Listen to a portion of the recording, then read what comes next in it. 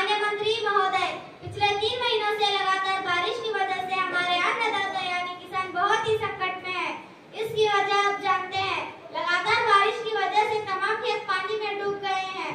इस किसानों का जो कर्जा है, इसको माफ करने के लिए आपकी क्या राय है? माननीय कृषि मंत्री जी, इस सवाल का जवाब दीजिए। नमस्कार सभाध्यक्ष।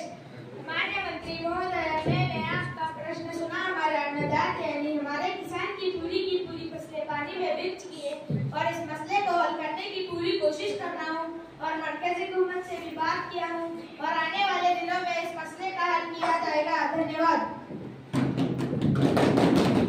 प्रश्न नंबर 102 माननीय शिक्षा मंत्री जी से। नमस्कार सभाध्यक्ष, मेरा सवाल शिक्षा मंत्री जी से है। हमारे दस्तूर में 6 से 14 साल के तमाम बच्चों को मुफ्त और लाजमी तालीम का हक दिया गया है। मरकजी सरकार से नई तालीम पॉलिसी को भी जारी किया गया है, पोषण अभियान को भी जारी किया गया है, लेकिन रियासती हुकूमत ने इसको अभी तक अमल में नहीं लाया गया। माननीय शिक्षा मंत्री जी, इस सवाल का जवाब दीजिए। नमस्कार सभाध्यक्ष, आदरणीय मंत्री महोदय, मरकजी सरकार ने ये स्कीम भी जारी की है, लेकिन रियासती हुकूमत मुकम्मल तालीम हासिल करने की इदारे जैसे ITI वगैरह 2030 तक मुकम्मल तालीम हासिल करने की कोशिश जारी है। रही बात पोषण अभियान की, मदरसे में दूध, खाना, अंडे वगैरह दिए जा रहे हैं और 2018 से पोषण अभियान जारी है, इसलिए मुझ पर इल्जाम न लगाइए मंत्री महोदय। प्रश्न नंबर 103 माननीय मुख्यमंत्री जी से। नमस्कार सभाध्यक्ष, मेरा सवाल मोहतरम वज़ीर आला से है। माननीय मंत्री महोदय, आपकी हुकूमत में रिश्वतखोरी, स्मगलिंग, औरतों पर मजहबी तनाव एक सब चलाए जा रहे हैं। आप इसके क्या जवाब देंगे? तो आप दीजिए, सदर आला जवाब दीजिए। माननीय मुख्यमंत्री जी, इस सवाल का जवाब दीजिए। पिछले 4 सालों से हम देखते आ रहे हैं कि रियासती सतह ही नहीं बल्कि मुल्की सतह पर भी रिश्वतखोरी और मजहब के नाम पर ऊंच नीच नजर आ रही है। हम उसको खत्म करने की कोशिश के साथ बराह रास्त ऐसे रिश्वतखोरों को अपनी मुलाजिमत से रद्द भी कर चुके हैं ताकि ऐसे गलत अशख्स पता चले कि यह कितना गलत काम है। इसके साथ ऐसी मजहब की बुनियाद इंसान और इंसानों के दरमियान मुलाकात की कोशिश हमारी है। कानूनी कार्रवाई के जरिए कार्यों को खत्म करें। प्रश्न नंबर 104 माननीय अरण्य मंत्री जी से। नमस्कार सभाध्यक्ष, मेरा सवाल माननीय अरण्य मंत्री जी से है। सन 2024 के मुताबिक हाथियों की तादाद में कमी वाक़या हो रही है, इसकी वजह बताइए माननीय मंत्री महोदय।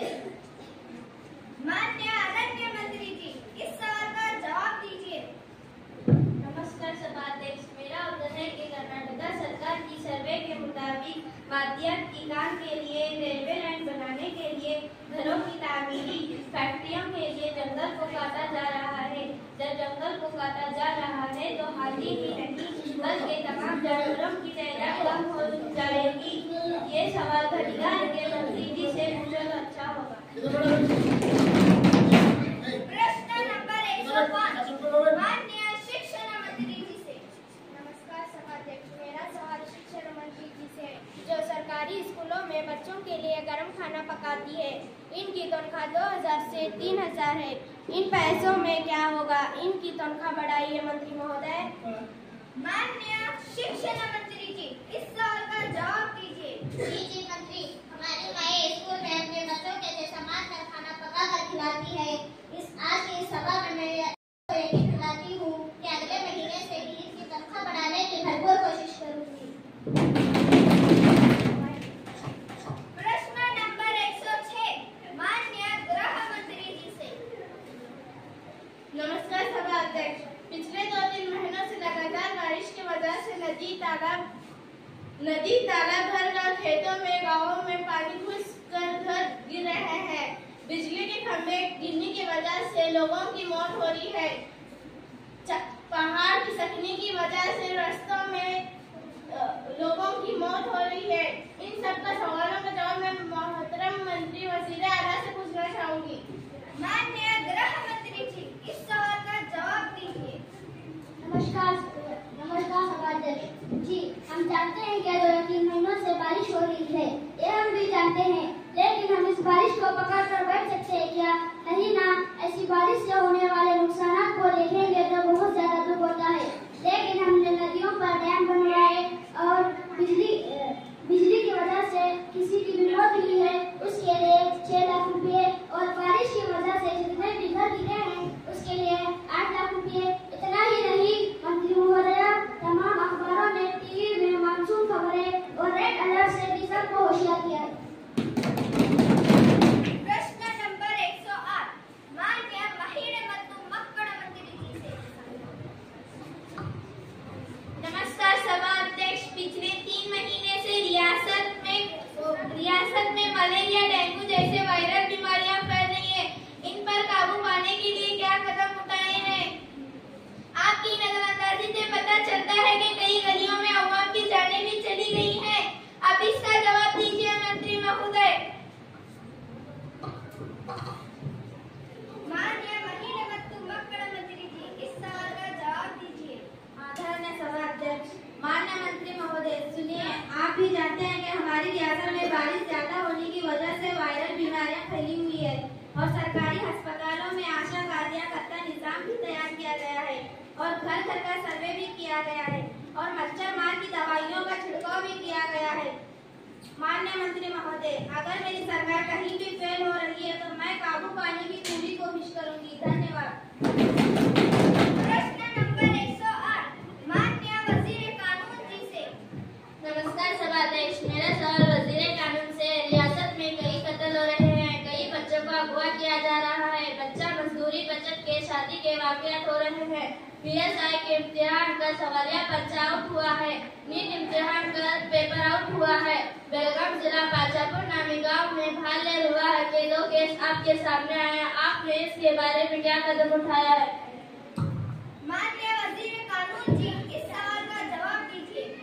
नमस्कार मोहतरम सभा अध्यक्ष। मुखालिफ तरतीब के सदर और आमीन, मुझे आपकी सामाजिक फिक्र और दिली कैफियत समझ आती है। इंसान होने के नाते गलती तो होती है, ये सब वाकई मेरे नजरों में नहीं आए, लेकिन इसके बारे में मैं CBI कमेटी बनाकर तहकीक व जांच करूंगी।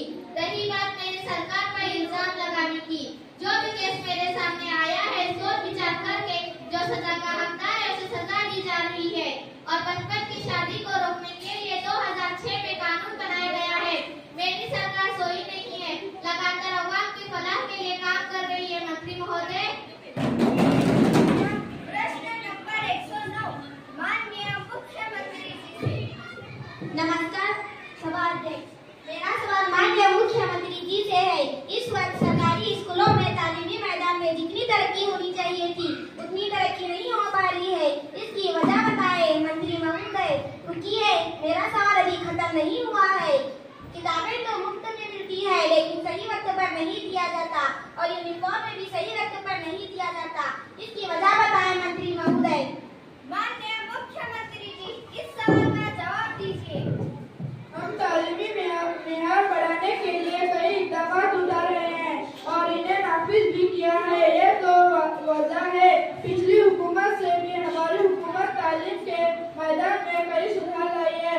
अब रही बात किताबों की जो सर से फराहम हो रहे हैं, इसकी वजह बच्चों की नफसियत और उनके इल्म का इजाफा नजर से हम निसाब को तस्वीर दे रहे हैं, जिनमें चंद निसाब को करके और नए मालूमात इसमें शामिल करने की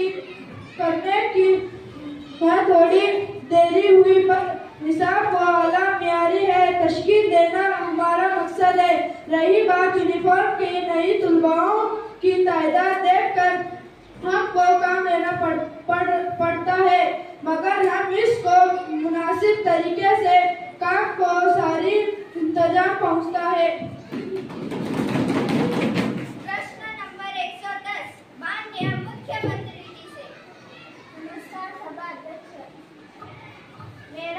मेरा सवाल है वजीर आला से। तमिलनाडु में बच्चों के दाखिले को ज्यादा करने के लिए सुबह का नाश्ता, दूध, दोपहर का खाना और शाम में घरों को वापस जाते वक्त बिस्किट भी देते हैं। ये रियासत में क्यों नहीं जारी कर सकते? अगर ये हमारी सरकारी स्कूलों में भी जारी करेंगे तो बच्चों के दाखिला ज्यादा होंगे। इसका जवाब मोहतरम वज़ीर आला से मांगना चाहूंगी। माननीय मुख्यमंत्री जी, इस सवाल का जवाब दीजिए। मंत्री महोदय, हम क्या कानों में